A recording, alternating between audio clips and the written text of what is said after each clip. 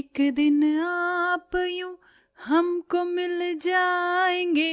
अरे वाह, सारा काम हुई गवा है। ओहो, माँ जी की लहसुन की चटनी पीसना तो भूल ही गई, अभी निपटा लेवत हैं। हमारी देसी घूंघट वाली बहू श्वेता से तो आप मिल लिए, आइए जरा इनकी मॉडर्न देवरानी अविका से मिलते हैं, जो हर समय फैशन के चक्कर में रहती थी और हेडफोन लगाकर गाना सुनना ऑल टाइम फेवरेट था। आई मैं तो आई नजारों के अनजान एक जगह, छूना ना मुझसे दूर रहना, परी हूं मैं, परी हूं मैं।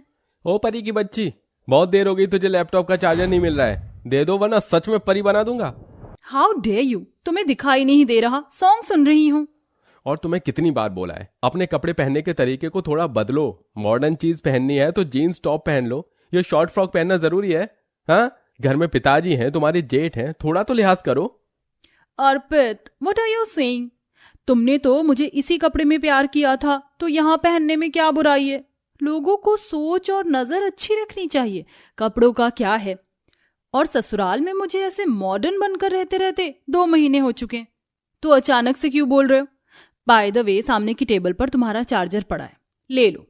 अर्पित चार्जर और लैपटॉप लेकर हॉल में बैठता है तो उसका भाई उसकी शक्ल देखकर उसके दिल का हाल समझ जाता है और समझाने लगता है कि तभी, अरे बहू, कितना टाइम लगेगा, गरम गरम पकौड़े और चाय लेकर आओ ना। अरे पिताजी, माँ के बिना खाओगे क्या? उन्हें पूजा तो करने दीजिए। मोहिनी देवी अपनी पूजा में मगन थी। दास जनों के संकट क्षण में दूर करे, ओम जय जगदीश हरे। जय हो विष्णु भगवान की, बोलो हर हर महादेव की जय। हो गई मेरी पूजा, बहू नाश्ता लगा। फिर सब चाय नाश्ता करते हैं। अरे वाह, हमारी बहू रानी ने कितना अच्छा नाश्ता बनाया है। और ये फैशनेबल मॉडल बहू कहाँ रह गई? उसे खाना नहीं खाना है क्या? आपने बुलाया माँ जी और मैं चली आई। वैसे मेरा आज का मेकअप और हेयर स्टाइल कैसा लग रहा है? खैर छोड़िए, इंस्टा पर पोस्ट डाली है, 1000 लाइक्स आई हैं, मतलब ऑलरेडी अच्छी लग रही है। अच्छा था अविका। भैया आपने ये क्या किया? मेरी शर्ट पर चाय के दाग लग जाएंगे, ऐसी क्या हंसी आ गई आपको? तुम्हारी पत्नी है, तुम्हें पता नहीं, खुद ही पूछकर खुद ही अपनी तारीफ कर लेती है। हाँ जेठ जी, इसीलिए, क्योंकि आप सबको वो ऐसे कपड़ों में अच्छी नहीं लगती, पर मैं ऐसे ही पहनूंगी। बहू कुछ नहीं तो अपने ससुर जी के सामने ही शर्म कर लिया कर, टांगे दिखा रही है। बड़ी बहू से सीख घूंघट में रहना। माँ जी, मुझे ऐसे ही रहना पसंद है, एनी दिक्कत? और जहां तक बात जेठानी जी की है, तो मैंने उन्हें अक्सर देखा है, बेचारी आपकी वजह से घूंघट करके रहती हैं, लेकिन काम करने में उन्हें भी तकलीफ होती है। और मुझे अपना इस तरह हाल नहीं बनवाना है आपसे। अब कोनो बात नहीं माँ जी, देवरानी जी को जब यही पसंद है तो करने दीजिए, छोड़िए। श्वेता बहू ठीक कह रही है, सब चुपचाप खाना खाओ। ऐसे ही घर में कभी भी छोटी मोटी बातें हो जाया करती थी। दरअसल 2 महीने पहले अर्पित ने अविका से लव मैरिज की थी, जो कि मोहिनी को बिल्कुल पसंद नहीं आई, क्योंकि उसे अपनी बड़ी बहू की तरह ही छोटी बहू चाहिए थी, बिल्कुल सर्वगुण संपन्न, घूंघट वाली, सुशील बहू। पर मॉडर्न अविका मोहिनी के अरमानों पर पानी फेर देती है, और वो घर का कोई भी काम नहीं करती थी। घर का अधिकतर काम तो बड़ी देसी बहू ही करती थी। तभी हल्की हल्की सर्दी का मौसम हो जाता है और एक दिन सास कहती है, बाप रे बाप, लगता है शॉल निकालनी पड़ेगी, ठंड हो गई है बहुत। बड़ी बहू, तू मेरे लिए शॉल निकाल दियो। जी माँ जी। हे भगवान, ये आज तूने क्या चमकीले से कपड़े पहने हैं, मुझे ठंड लग रही है, तुझे नहीं लग रही क्या? किस मिट्टी की बनी है? एक्चुअली क्या है ना माँ जी, आई एम वेरी हॉट, तो मुझे ठंड नहीं लगती है। ठीक है, तू कभी सुधरेगी नहीं। 2 दिन बाद करवा चौथ है, तो तुम दोनों अच्छे से करवा चौथ की तैयारी कर लो, पूजा का सामान ले आओ, शॉपिंग कर लो, ये लो पैसे। वाओ, इतने सारे पैसे! इससे तो मैं स्पा में जाकर अपना मैनिक्योर, पेडिक्योर, हेयर स्टाइल सब कुछ करवाऊंगी। सबसे ज्यादा खूबसूरत मैं ही लगूंगी और साड़ी भी बहुत महंगी लाऊंगी। इका माँ जी, हमका 50,000 की कोनो जरूरत नहीं। हमरा पूजा का सामान 500 रुपया में आ जाई, और साड़ी की हमका जरूरत नहीं है। हम अपना बियाह का जोड़ा पहनी।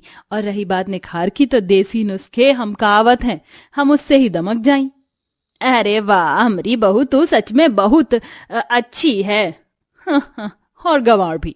वैसे भी इन्हें कौन सा अपनी शक्ल दिखानी, ये तो रहेंगी घूंघट में, तो घरेलू नुस्खा भी चेहरे पर लगाने की जरूरत क्या है।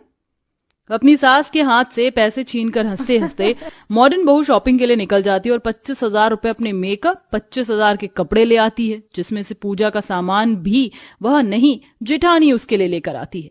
अगले दिन श्वेता अपने हाथ पर खुद की पिसी हुई मेहंदी लगवा रही थी तो सास कहती है, अरे वाह बहू, तेरी मेहंदी तो बहुत अच्छी लग रही है, देखा कलर बहुत सुंदर आएगा। और छोटी बहू, तू मेहंदी क्यों नहीं लगवा रही है? करवा चौथ पर 16 श्रृंगार करना जरूरी होता है। ओफो माँ जी, मुझे ये मेहंदी की ना तो स्मेल पसंद है और इसे लगाने के बाद मेरी इचिंग हो जाती। रही बात 16 श्रृंगार कंप्लीट करने की, तो मैं डाई मेहंदी लगा लूंगी, 5 मिनट में उतर जाएगी। बहुरिया, तेरा दिमाग खराब है क्या? ये मेहंदी कौन लगाता है? ये तो ऑटोमेटिक रच जाएगी। और हाँ, जो साड़ी लेकर आई है ना, कल वही पहनियो, ये छोटे कपड़े मुझे दिखने नहीं चाहिए तेरे कल। आई नो माँ जी। सुबह के 4 बजे मोहिनी दोनों बहू को सरगी देती है, जिसे खाने के बाद नहाकर घूंघट वाली और मॉडर्न दोनों बहू लाल जोड़े में तैयार हो जाती हैं। लेकिन मॉडर्न बहू को अपनी साड़ी बहुत चुभती है, इसलिए वह उतार देती है। ओह माय गॉड, इस साड़ी में तो मेरा दम ही घुट गया था। अच्छा हुआ जो मैंने वापस अपनी शॉर्ट ड्रेस, क्रॉप और स्कर्ट पहन ली, क्योंकि मुझे शुरू से ही इसी की आदत है। अब माँ जी को जो बोलना है बोले।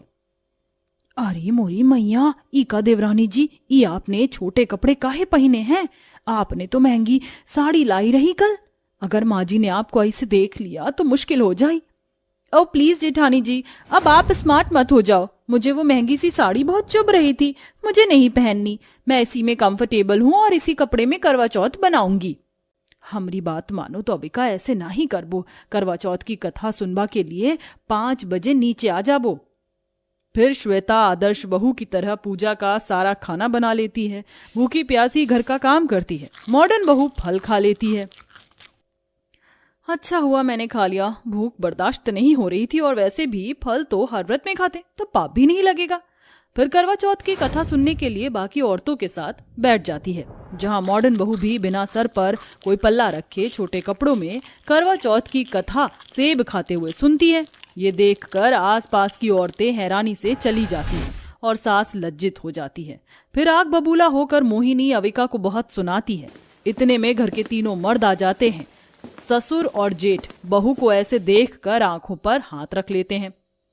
बेशरम निकम्मी, मैंने तुझे किस चीज की आजादी नहीं दी? तुझे एक चीज कही थी कि मेरे बेटे के लिए अच्छे से करवा चौथ का व्रत रख ले, वो भी तू नहीं कर पाई।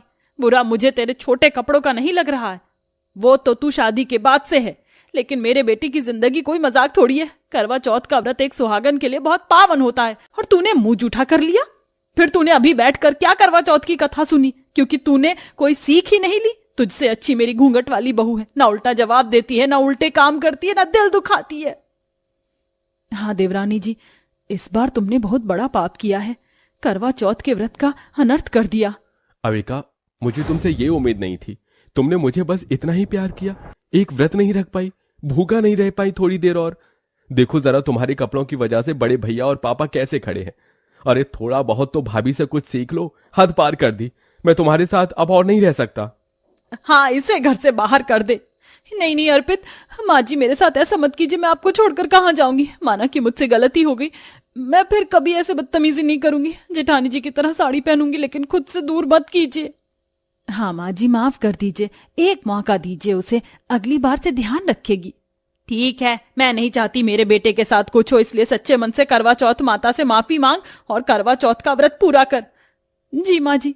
इस तरह मॉडर्न बहू को अपनी गलती का एहसास हो जाता है। फिर तीनों सास बहू करवा चौथ का व्रत पूरा करती हैं और खुशी खुशी रहने लगती हैं।